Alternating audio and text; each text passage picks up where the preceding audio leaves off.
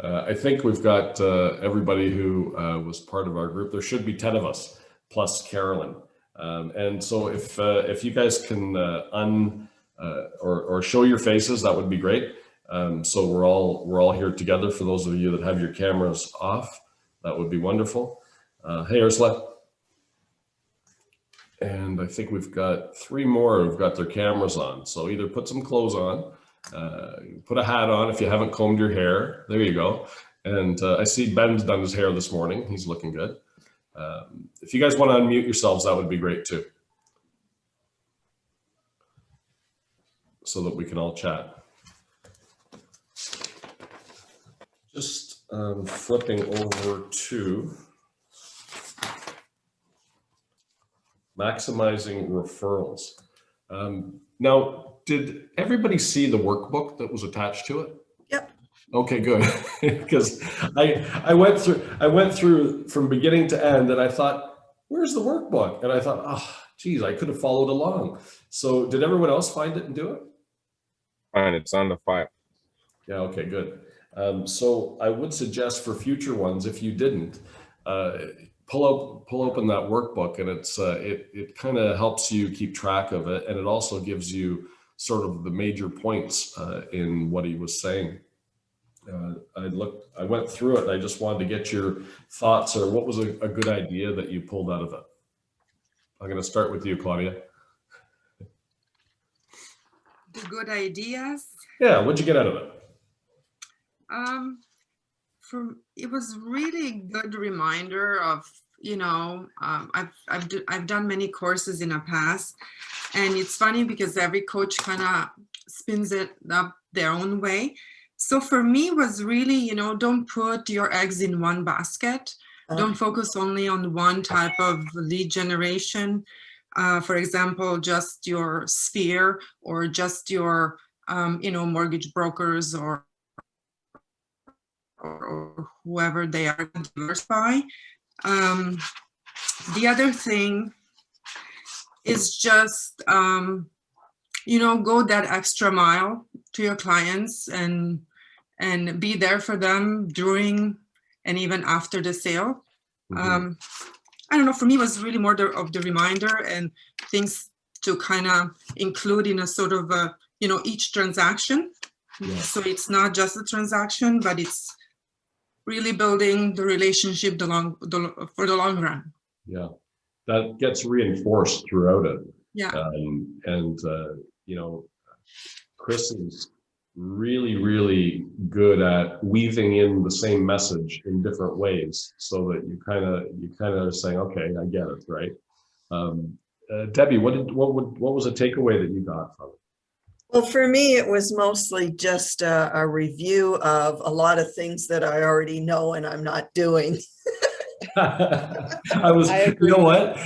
You almost fell for it, because I was just going to say, so of all those things at the end, how many of those things are we all doing? But you just threw yourself under the bus. I didn't even have to do it. I'm sure I'm not the only one. No, not at all. Right. Because you always do what you're comfortable with, and the ones that you're so afraid of, like calling people I haven't talked to for years, I'm just so afraid to pick up the phone and say hello. Yeah.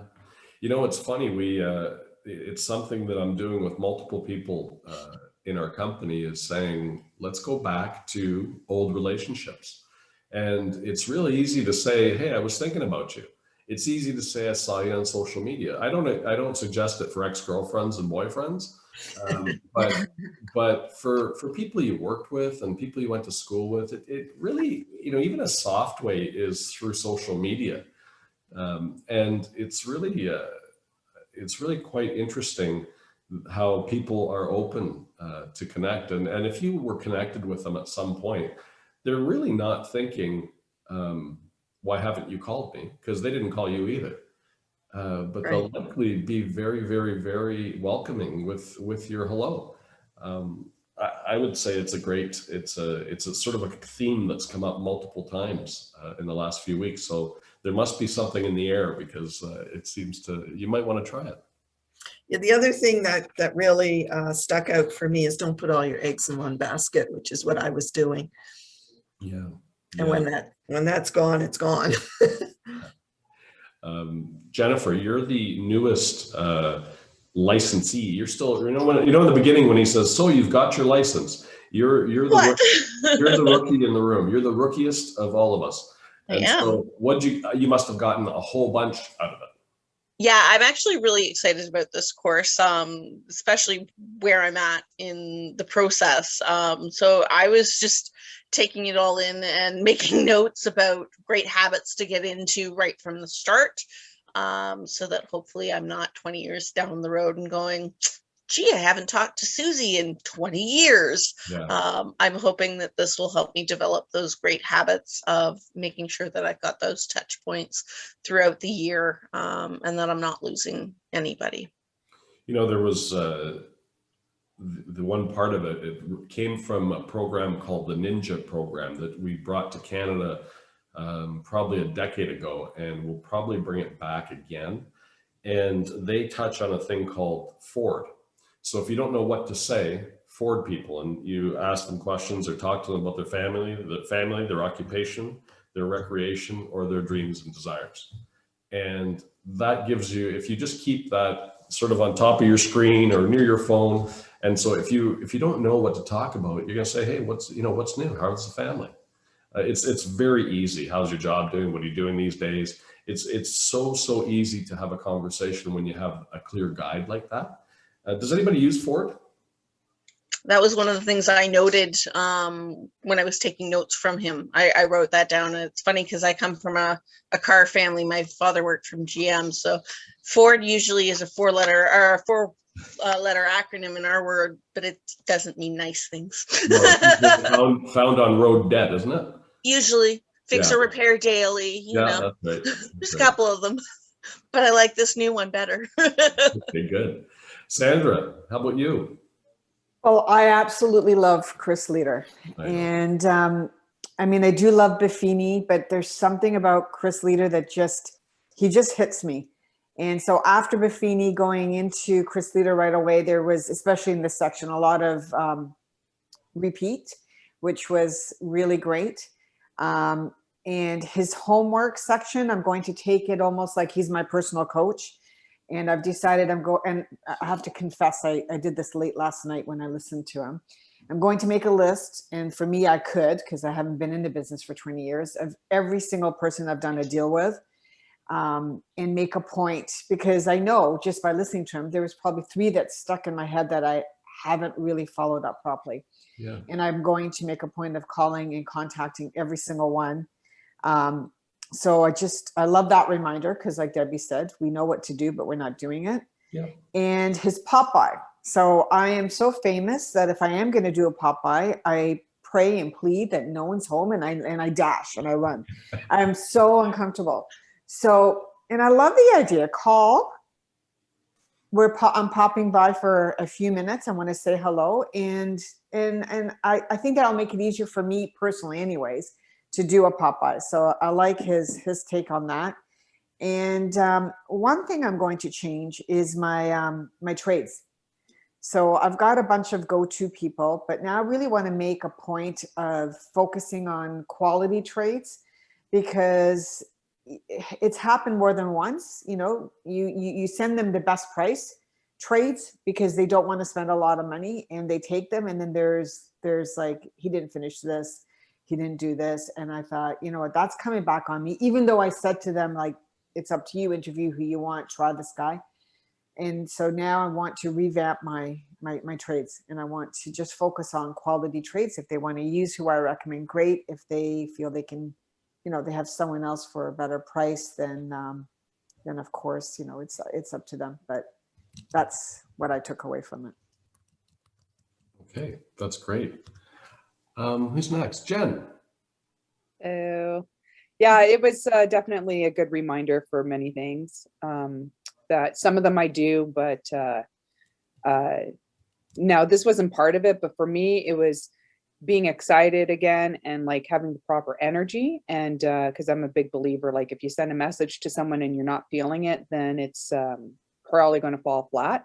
So I took that, and with the whole volunteering thing, So I moved, I don't know if everyone who I know knows this, but I did move September 28th to Kitchener. And I am looking to establish myself here. So obviously still work with the database I have and the area that I was farming before to some extent, but that's changing very quickly over there. So I want to get started here. So, you know, as far as like being like volunteering in your community, I had reached out a little while ago about, ends up there's a community association where I live. And I just sent them an email saying, you know, how do you volunteer for it? But with COVID being what it is, there was nothing happening. So so I thought, you know what, I'm just going to, like, I was in the right frame of mind. So I reached out to the president, and because he had told me previously I needed a resume. And I was like, I don't know, like I haven't done a resume in 18 years, right? So I was like, that's not me, right? So I said, forget this. And I just wrote him, I said, you know, I hope this will suffice. And I just said, here, this is who I am. And I just laid it all out. And I got a response this morning, and he's like, I love it. He literally said, I love it. This is amazing. And I want you to be on the board, and I will support your nomination. I'm like, we haven't even met, but just because I put that energy into it. So Nice. like, as far as I'm concerned, this is what I need to be doing because of my personality. I need to be connecting with as many people in the community as possible. So yeah, that, like, I took that from this one learning session and this email. As far as I'm concerned, I have faith that it's going to like deliver a lot of revenue down the road. You know, it's doing work for organizations they could be charitable or not. It could be a club that you're part of, that you sit on a committee, or you're a director. It could be a charitable foundation. There's, don't forget that there's a shelter in every town, and every shelter has people who are on their committees, things like that too. And that might be a quick way for you to connect with an influencer within that community or any community. The other place to think about is if you're working in Mississauga, you want to make sure that we have a membership with the Mississauga Board of Trade. Now, typically they would have breakfasts and things like that where you could go meet people personally. Obviously we can't right now, but they're doing everything virtually. And I would suggest that you kind of watch for their events that they have and join in and interact in the chats, interact in the Zooms. That's how you're going to meet other people who are in business in every community. And this is the same, like in Mississauga, it's the Board of Trade, but in smaller communities, it would be known as the Chamber of Commerce. And it's so robust. It's full of people who are in business, who are community minded. And I mean, nothing fits better with a realtor than in business, community minded. And they all are there to support the community and support each other. And it's really quite good. I would suggest that for everybody. And I'm very active in our Board of Trade as well as our Chambers of Commerce in our other markets. Amandeep, there you are. How are you? Good. How are you? Good. Have you met everybody? I think I've met some of the folks here, definitely like Sandra and stuff, but and I guess some of the newer members of the team too. Awesome. Yeah, so thank you for the opportunity to do that. The leader course, it's really quite interesting. I definitely enjoyed how he, you know, as a newer agent, I really like how he's, you know, taking the time to really sort of explain the difference between sellers and buyers. And I think for me coming into it, I don't think I really fully appreciated the difference there and just the amount of work required for a buyer and between a buyer and a seller. I really too appreciate just how his teaching style is. You know, I find in a lot of courses that I've done previously, you know, the teacher will just kind of be like, okay, do more for your clients, and they'll just kind of move on. But I really appreciate how he'll take the time to expand on those points, and he'll kind of circle back to them later on and, you know, give some actual experience from his own career. You know, he seems like he's got tons of experience in real estate, and I definitely think that kind of helps to ground it a lot, right? Because then it kind of makes me think about things that I can do as well too, right? Awesome. You know, I wanted to tell you a little bit about Chris. Do you remember in the session when he said he makes friends with people? Do you remember he touched on that? So the truth of the matter is he's one of the most caring, good people I know, and he does. he sincerely holds his hand out, and he wants to be your friend. And you know, when you click with him, it's amazing. And he'll call you out of the blue and say, "Hey, how's it going? What's new with you?" He never talks about what's new with him. He just you know, because I've got a long relationship with him, and we are friends. But he always will think of his clients, which are you guys and us, and think, hey, you know, I had an idea, and he'll just give you an idea, and there's nothing in it for him. And that's why he's got such a loyal following, and you can feel it even when he's recording. You kind of feel like he really cares, and truthfully, he does. I think he could have a much larger organization if that was what he wanted to do, but he really likes doing it personally. So Coldwell Banker in the United States went to him last week. Now, you know, Coldwell Banker in the US is really, really big. In Canada, it kind of never caught fire like it did there. But Coldwell Banker said to him, in 2022, we'd like to book you for every available day you have in your calendar. And they told him that 2 weeks ago.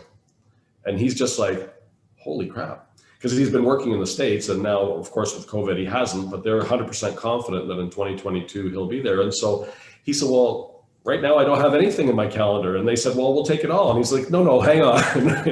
You know, there's other people that need me. But so that's the kind of the commitments that people get from him. So he put this platform together, and it was just released last month.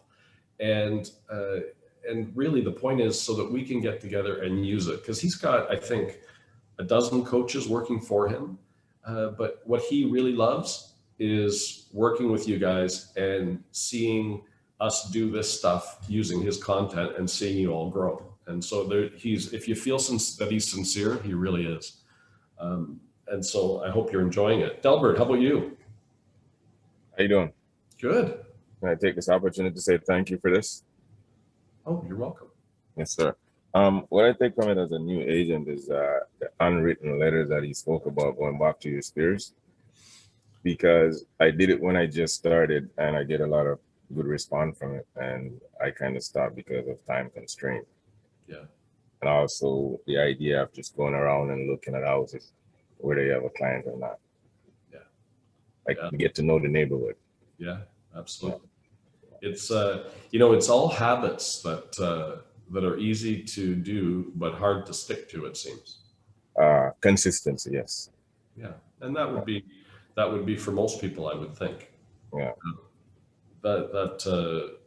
You know, I thought there was something interesting there when he was talking about the section about listings versus buyers, and I think our most active person dealing with buyers, well, there's three on this call, but our most active in multiples that I know of is Debbie. You win. I won. I mean, Debbie's like, holy shit, I'm in multiples again and again and again and again. And so, you know, it must have bugged you a bit listening to him talk about listings versus buyers. And you're probably talking to him through the screen going, yeah, no kidding. Yeah, right. Exactly. Oh, geez. You know, I made some notes. The difference between a buyer and a seller obviously depends on the market. So if you had a market where listings were averaging 30 or 40 days on the market, if you were just a listing agent, it's great.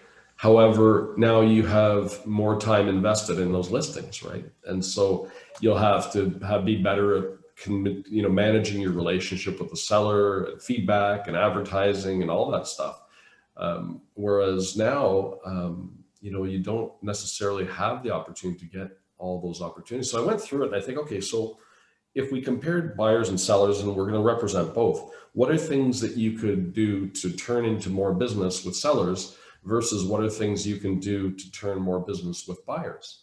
And so I wanted to, because, you know, you're as newer salespeople and not predominantly big listers, you're going to need to deal with both. But you need to figure out how to generate business from both. So if you're getting a listing, and please add to this list, it's not all inclusive. I just jotted some things down. Coming soon, if you have a listing, If it's not a condo apartment, you can get a sign. You can do just listed. You can talk to neighbors. It'll be up on realtor.ca. It'll be up on your own website. You can work it on social media. You can distribute it to your database. What else can you do with a listing to turn it into more? Just bring it up in your regular chats. You know, if you're just connecting with people in your network, just friends and family, you just kind of bring it up, just say, hey, you know, just listed something on this street, and you know, just kind of include it as part of your regular talking about real estate, right? Something we should be doing anyways. Right. So just kind of add it right in, right? Perfect. That's low hanging fruit, right? That's easy to say, oh yeah, you know, you're talking to them and they're going to say, so what's new with you? And so, oh, actually, I listed a really, cool new place this week. Exactly. You can do that too. You also have the database of the seller. So a really, really cool thing to do is when you do a virtual tour and when you do any marketing piece of the property, it's a really good idea to give it to your seller to promote it. So ask your seller to put it on his social media if they're comfortable, especially if they're already using social media, and ask your seller to put it out to his database if he's comfortable. You'll find that some will email to a few people, some will just blast it to everybody, some will put it on their social media. You'd be really amazed how many people will do that for you.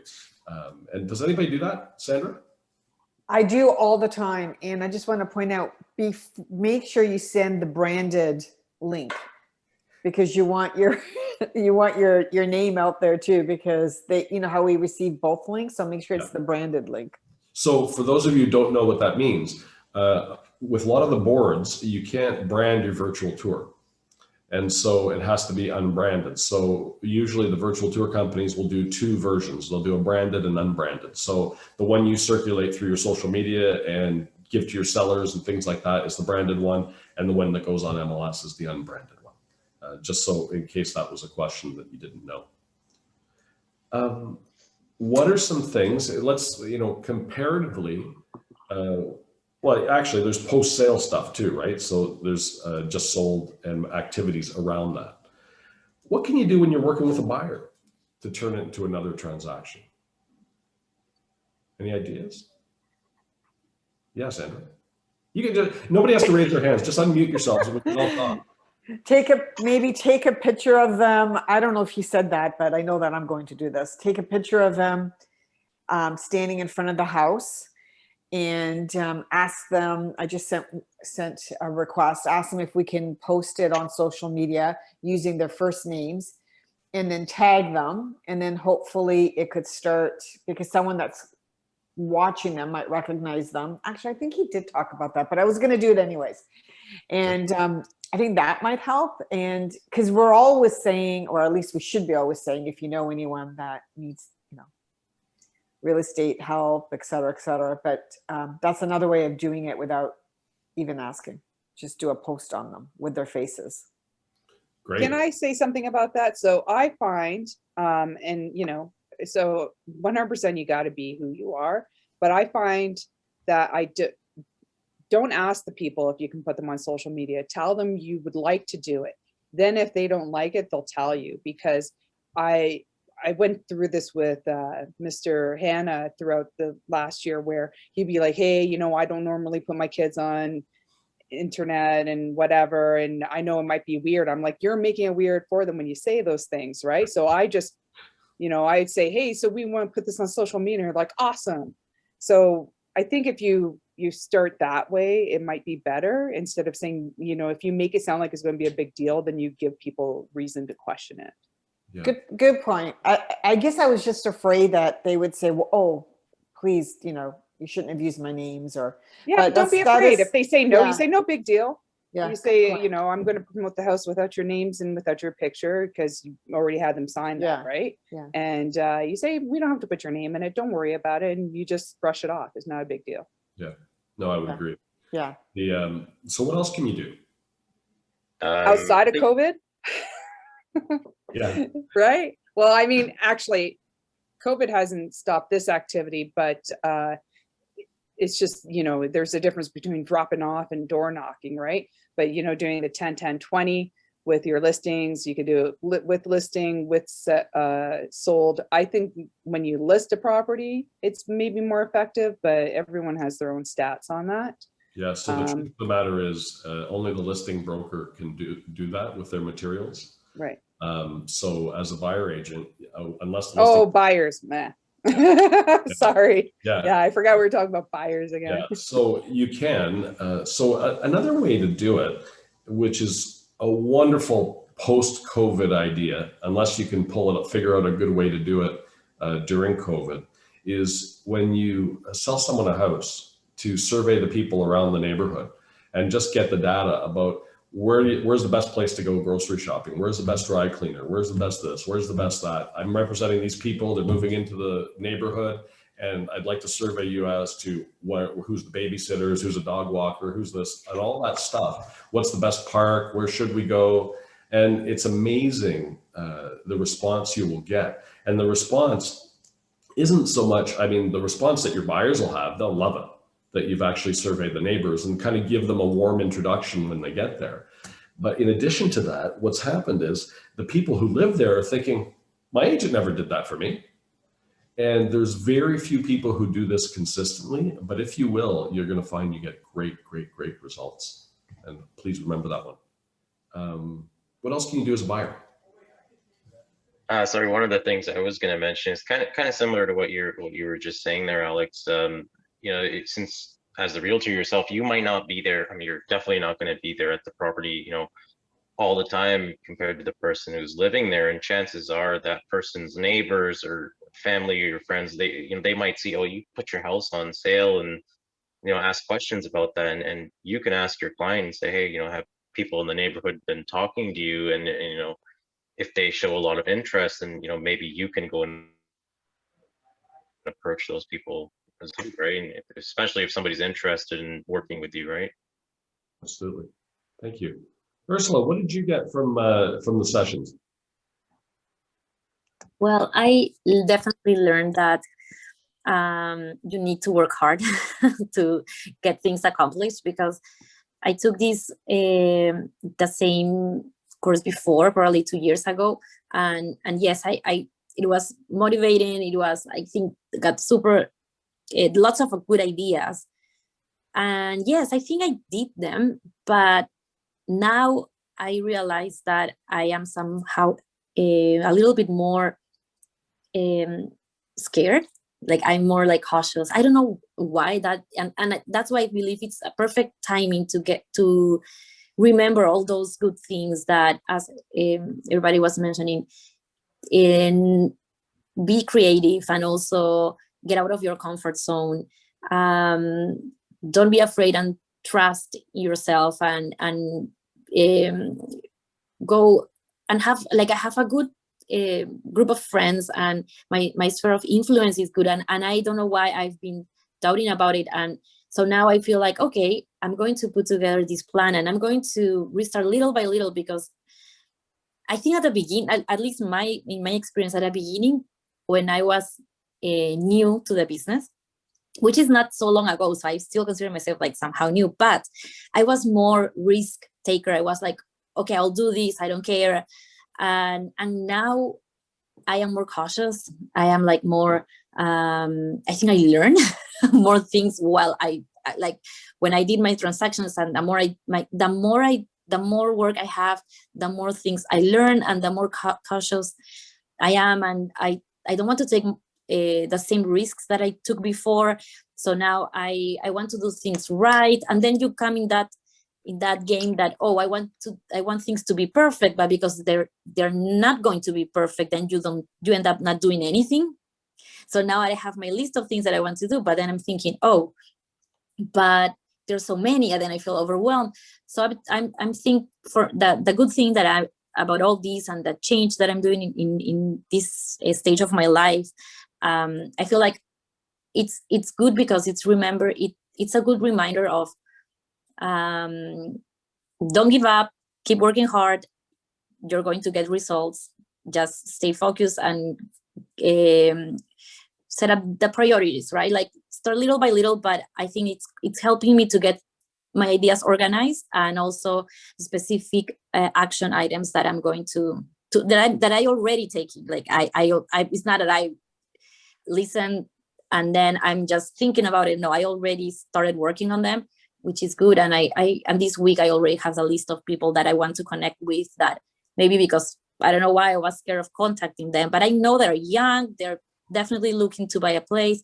So I'll just do it. Like next week I'll have good news because I'm going to connect with all these people that I know that they may need some help, and I'm just not reaching out because I don't know why. Thanks, Ursula. Ben, how about you? I think the biggest thing I took away from that was, I think he called it the reverse referrals when he was going to talk to the new build, I guess, sales centers. And then just how there's such high turnover after they're done constructing these, and sometimes they needed a referral for an agent that would go and sell the property for these people. And if they already have a primary salesperson, then not to give up right away, but to stay in touch with them in case that primary person doesn't come through, then they'll go straight to you when, when they think about getting someone else.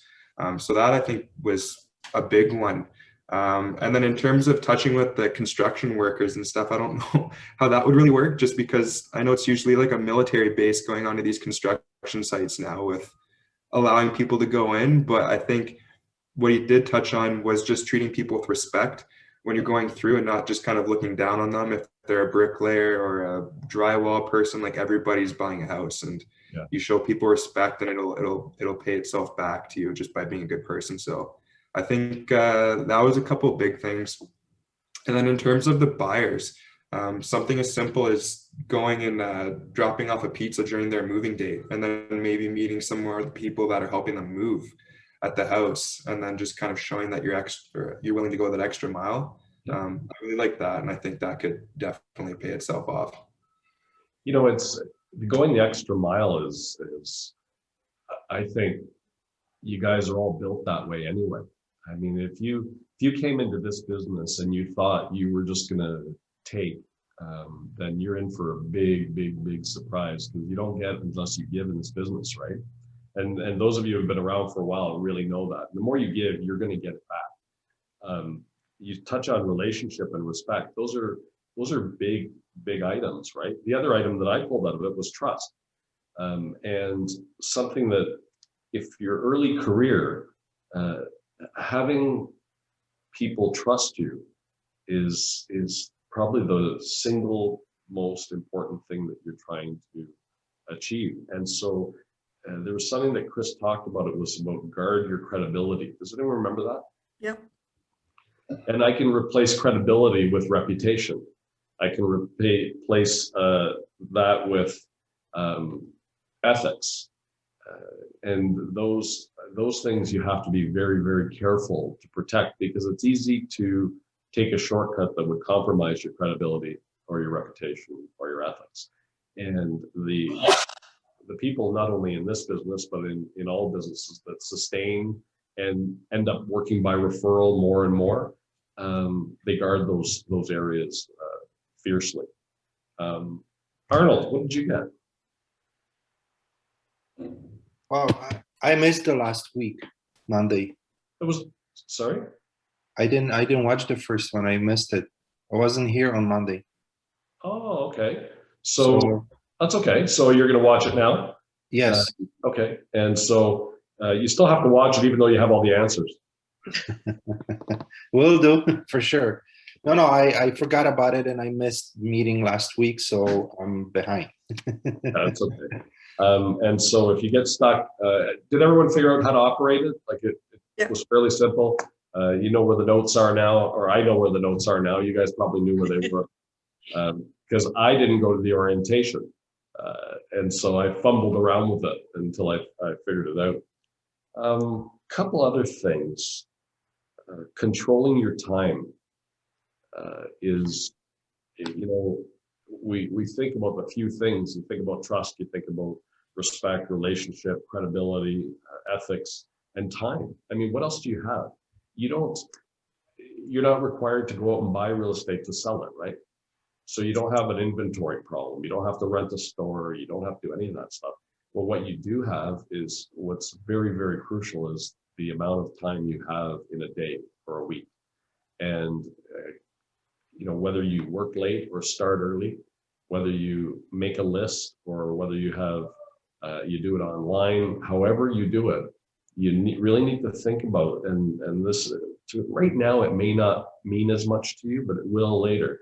You need to think about what your day is going to look like the night before. And because one phone call will change your whole day. And this is absolutely true with real estate. You know, you thought you were going to do this, and then all of a sudden a phone call comes and says, oh, I'd like to see a house, or another phone call comes and says, I want a list, or someone changes their mind, or someone wants a CMA, or someone wants to rent something, and you think, oh, I don't want to work on a lease. And then but you're going to do it. You're going to take care of them. And so if you don't have your day planned out from the night before, you wake up kind of scrambled a little bit. Whereas if you know what's going to happen, more or less, you can adjust to when somebody else tries to change your day, right? Because it's always someone else. And something else that I don't think Chris mentioned, or if he did, I missed it, your family. So none of your family's in the room right now, right? Nobody can hear me? Okay, Just good. a snoring dog.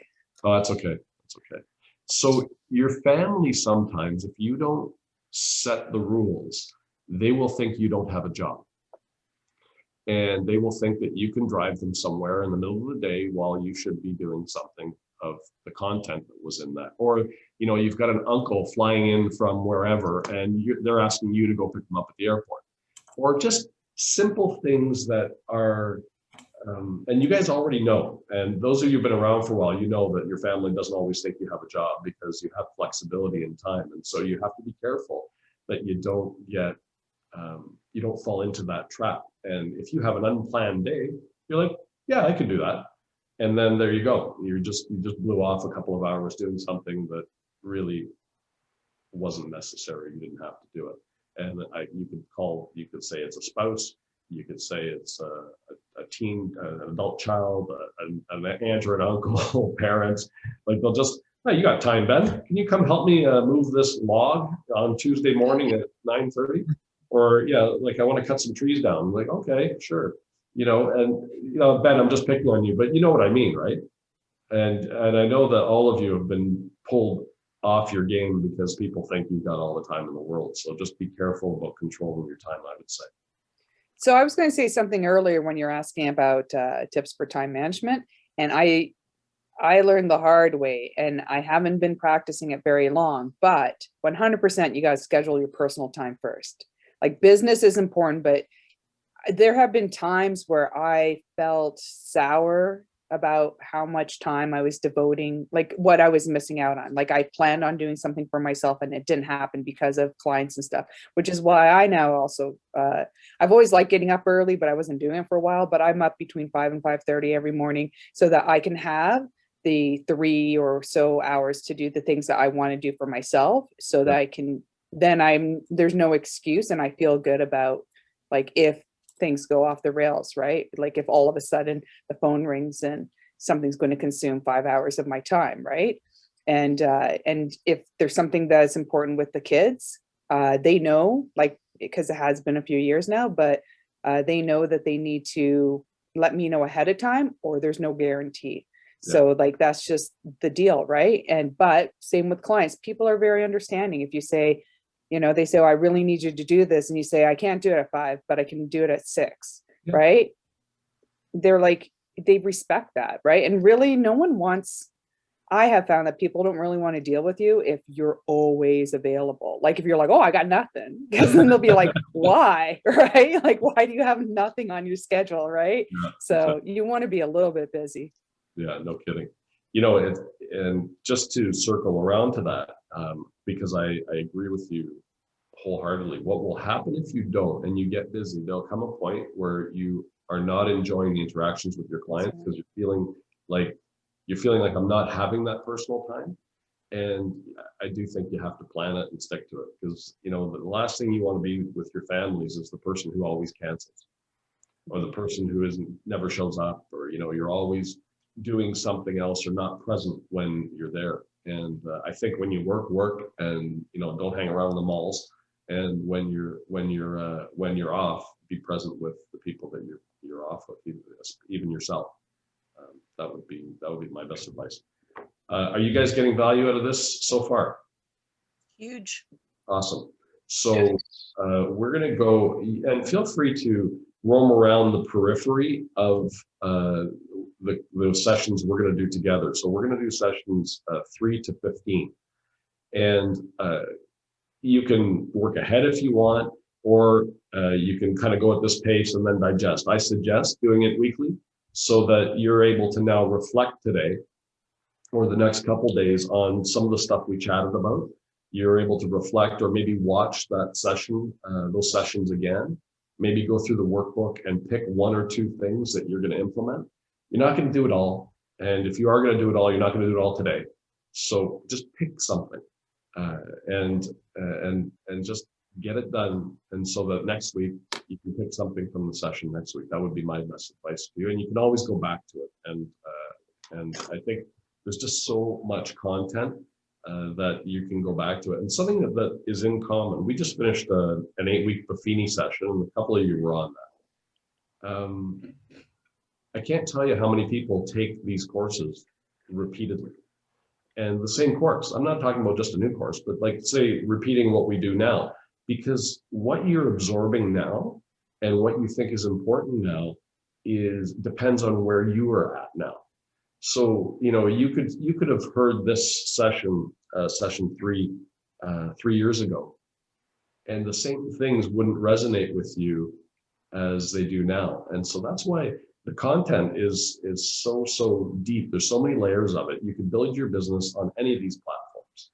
I like taking a little bit of everybody's mix, and so don't be too hard on yourself. If you look at the list and go, oh my God, I heard this 3 years ago and I didn't do anything. Well, that's okay. Just pick something and do it now. That's all I've got for today. So does this time work after the meeting? Yeah. Yeah. Okay. So watch for our survey that comes out on Friday, saying like, what is there some content that you want to hear about on our sales meeting? And then so we'll see you Monday, and we'll see you back. We'll hang out afterwards again. And so thank you. Have a good week, and call me if you need me. Talk to you soon, guys. Thanks, Thank you. Alex. Bye now. Thank you. Have a great week, guys. You too. Bye, guys.